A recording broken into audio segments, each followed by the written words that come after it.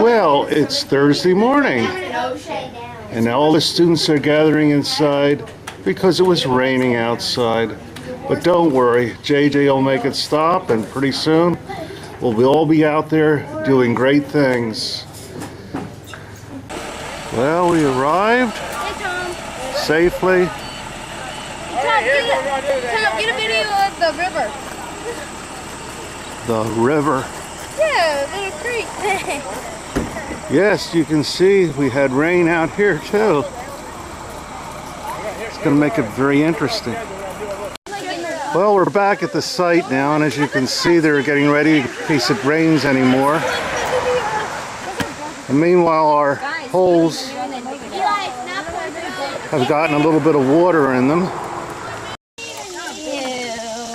Can you take off your shoes? Yeah. No, I didn't. Oh, I didn't take off my shoes. Yeah. What do I do? Throw it over there. What do I do with it? Put it over there. I guess pile it over here somewhere. Watch You hold that and walk towards the fence, and I'll take this. how strong he is. Dump it the easiest place to dump it. Put it in this horrible bucket. Look at that. That thing has to weigh at least 20 pounds, and he's picking up all by himself. Ow! With bare feet. With bare feet stepping on the briars? Oh my gosh, that's gotta hurt. See how brave he is though? Here? Dedicated. Here? Here? Well, don't dump it on his lunch bag. Excuse me. Certainly. It's on her. Okay. Dump it over there. Right in there. You think that's all the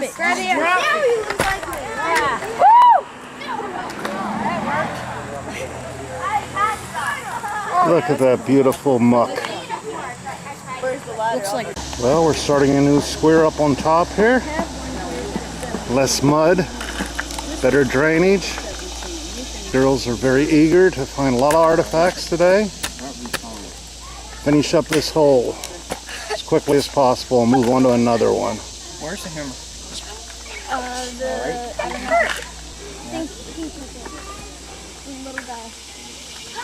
All right. We're under control here. We're just going to go keep on doing like you're doing. A good special friend of mine, Rose Anna Behr. And anybody who's been around Nixon Park for a long time, like in our NDP programs, Rose Anna worked there 5 years ago, right? Am I right? 4 years ago. 4 years ago.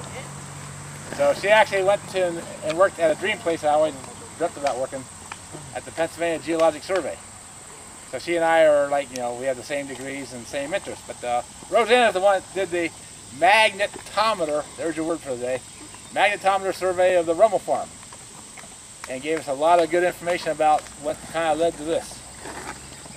So I appreciate Rose Anna coming down today, and she can actually see the area here all cleaned up. I say cleaned up. She's always used to seeing the brambles and the thorns and stuff you can't walk through. This is the first time she's seeing it wide open. So Rose Anna, thanks for coming down. I know our kids will enjoy it. Alright. I'll give you a little bit of the background. Some of this might be review what Jerry's already told you. We started with the original map of the property, which did have a road right about where this road was, and it has a little icon, a little picture of the furnace. And we knew it was somewhere on this site. And you know about all the artifacts that have been picked up over the years, out of the cornfields, the hillsides, the creek, the different iron plates and cannonballs, things like that. And when Jerry was sort of dreaming and scheming about having archaeology camp here, we wanted to make sure we were digging in the right place. So we took a look at the lay of the land, looking for that drop in slope that would be easy for them to fill the furnace. And then the next thing to do was the metal detector survey, basically. And this is our magnetometer. And as you guys know, the Earth has a magnetic field. And any metal source, any iron source, will interfere with the Earth's magnetic field. And just like a hobby metal detector you might have to take to the beach to look for rings and loose change and such, this works on a similar principle. Of cesium vapor, that's one of our gaseous elements, and it can detect even the slightest little changes in the magnetic field. This is our GPS unit, which keeps track of where we are, which is really handy because then we can just wander all over the site and around the rose bushes and through the cornfields without keeping an organized grid. We just wander and it collects the data. The nice thing about this that you don't have in a household magnetic, metal detector is that you can process this data and remove things you don't like. In the case of the survey we did at Robb Park, there was a lot of iron in the rocks. And so when there were iron man-made things like a train rail, it couldn't tell them apart. It just got excited about the entire place because of the iron in the rocks. But we can take this data and tell it, forget about the iron in the rocks. What else do you see? And you guys may have had a chance to check out this picture there. That was the collection of the data, each of the points. And we went up and down the field because the original thought was that the furnace was in that field up there. I can't remember if somebody had said it was up there. Rumor. That was the rumor. So we scoured that field and that hilltop, and we did come up with a sort of a magnetic signature. I'll pass some of these around so you can see them more closely. This is the road coming diagonally through here, and this is the driveway. So you guys are digging down here at this magnetic high. The reds are high, the greens are low. And you see this big red stripe that goes across? Yeah. That goes all the way from the creek up there, across the field, up the hillside, and through the cornfield. And I'll pass around. These are all the same, but pass them around and you guys can take a closer look. See if you can figure out where we are. There is a north arrow on the bottom, so you can make sure you get it right side up. That way being north. Well, that big magnetic high, we figured is probably something geologic. It's something in the rocks. What kind of rocks have you guys been finding here? Sandstone? Some slag? Somebody over here said it?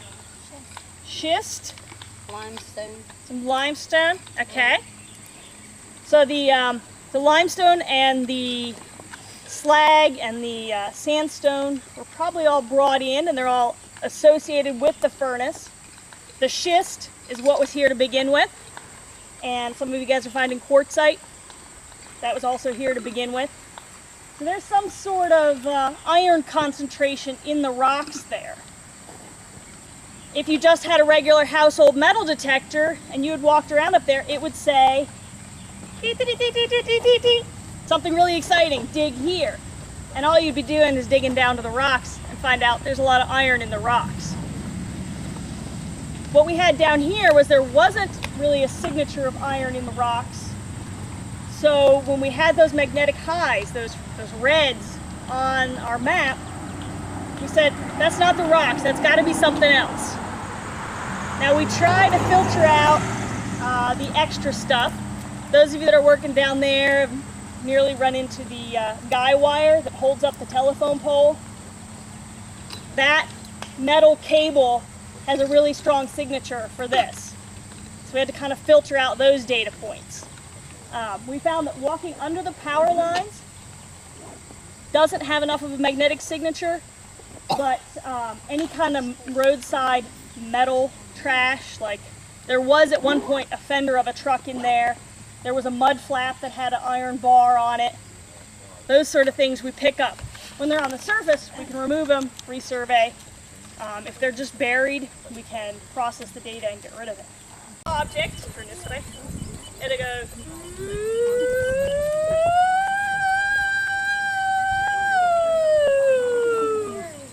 Now if you saw the metal object and knew it was a human recent thing, you get it out of the way and redo the survey. But if you didn't see anything, go back and forth, collect it a couple more times, and then when you process the data, say, well, maybe that's something we want to dig up. And as we went up and down the area that you guys are digging in, we were picking up sometimes real short signatures, which could be something small, or it can be something that's buried very deep. Because the deeper it is, you're further from the signature, even though you walked right over it. If it's 20 feet down or 5 feet down, you got the signatures farther away. Yeah. But now this is only going to pick up metal artifacts. So when you guys are finding pottery and bricks, and you know, if you came upon a food dump and there were animal bones and corn cobs, none of that stuff would be picked up by this. Right? It's just the metal artifacts that I'm going to get any hint of the existence. Wait,